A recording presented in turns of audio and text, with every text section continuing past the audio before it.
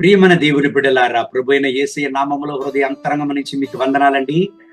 దేవుని బిడ్డలారా, యేసయ్య ప్రవక్త గ్రంథం 43వ అధ్యాయం 16వ వాక్యాన్ని చదువుకొని ఈ నెల కొరకు మనము ప్రార్థన చేద్దామండి.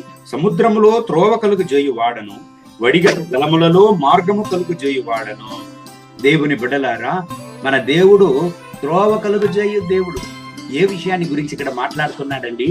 నిర్గమకాండం 14వ అధ్యాయాన్ని మీరు చదివినట్లయితే, ఇశ్రాయేలు ప్రజలను దేవుడు కాపాడి వాళ్లకు ఎర్ర సముద్రంలో మార్గాన్ని కలుగు చేసి వాళ్లకు విరుద్ధంగా వచ్చిన సకల శత్రువులను నాశనం చేసేశాడు.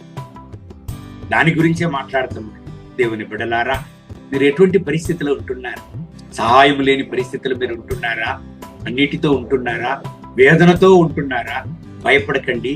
దేవుడు మీకు త్రోవ కలుగజేయును. దేవుడు మార్గాన్ని తెరుచును. మాత్రం కాదు, మీకు విరుద్ధంగా వచ్చేటువంటి సకల శత్రువు యొక్క పోరాటములను దేవుడు నాశనం చేయు. దేవుడు ఎన్నుకొనబడిన దేవుని బిడ్డలను ఏనాటికి ఆయన చేయి వదిలే దేవుడు కాదు.